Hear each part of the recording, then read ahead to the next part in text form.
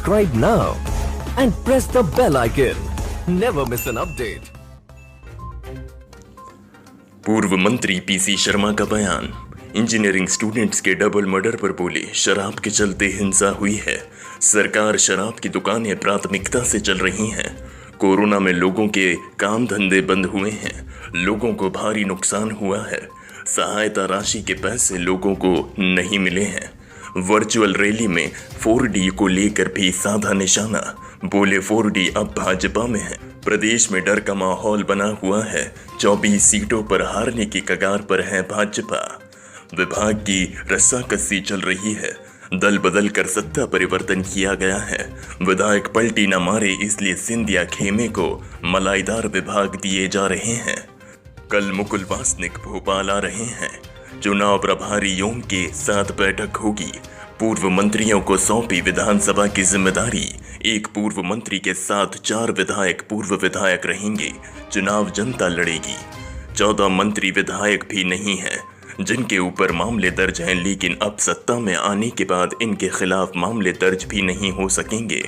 Economic अपराधों की फहरिस्त अब देखने को मिलेगी। कोरोना की तरफ किसी का ध्यान नहीं है। सारे पूर्व मंत्री बंगले खाली करने तैयार हैं, लेकिन सरकार हमें अल्टरनेट मिल रही है कि जो मलाईदार विभाग हैं, जो बड़े विभाग हैं, वो सिंधिया खेमे को मिलेंगे और बीजेपी के जो सीनियर नेता हैं उनको एक बार फिर पार्टी में सरकार मंत्रिमंडल में विभाग बंटवारे में नजरअंदाज करने जा रही है। उपचुनाव को देखते हुए ये रणनीति बना रही है। ये रणनीति नहीं है। इस समय दल बदल के 22 लोगों के खरीद फरोख्त करके जिस तरह से सत्ता परिवर्तन हुआ है, कमलनाथ जी की चलती हुई सरकार गिराया है, उसमें वो डर है, वो भी एक डर बीजेपी को कि कहीं ये फिर न पलट जाए। भाई जो एक बार पलटा दूसरी बार भी पलट सकता है, पलट न जाए। इसलिए ये मलाईदार तो निश्चित तौर पर सिंधिया कैंप को ही मिलने वाला है। अभी जो भी खबरें आती हैं 2 आती है, एक बीजेपी कैंप, सिंधिया कैंप। यही मर्जर नहीं हुआ इनका पूरी तरह, सिंधिया कैंप चल रहा है। तो सिंधिया कैंप ले जाएगा डरा डरा के मलाईदार वो देखना है कि बंटवारों में टाइगर बन के कौन निकलता है। शिवराज सिंह चौहान टाइगर बन के निकलते हैं कि सिंधिया जी टाइगर बन के निकलते, इनमें केवल मलाईदार विभागों के बंटवारे में। उपचुनाव की तैयारियां कांग्रेस ने की थी, जी गए, लेकिन वहाँ पे बनावट में बारिश की वजह से नहीं हो गया। क्या तैयारियां आगे, कौन कौन किस तरीके से चुनाव प्रचार करेगा? और कल मुकुल वासनिक भी आ रहे हैं। कल मुकुल वासनिक जी आ रहे हैं, जो हमारे प्रभारी महामंत्री हैं।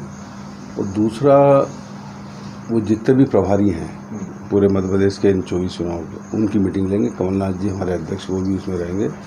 तो इसके जो सबसे बड़ी तैयारी की है मुख्यमंत्री जी ने, कमलनाथ जी ने, जितने भी एक्स मिनिस्टर हैं सबको एक विधानसभा दी है और उसके साथ 4-4, 5-5 पूर्व विधायक या विधायक या ऐसे नेता जो चुनाव लड़े हैं उनको लगाया। और मैं समझता हूँ कि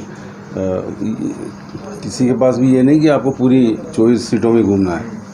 वो अपनी फिक्स जगह पे जाएंगे। जी, मुझे ग्वालियर में ईस्ट मिला है 16 नंबर, वहाँ 2 बार मैं आया हूँ। तीसरी बार कल की मीटिंग के बाद फिर वहाँ पे जाऊँगा।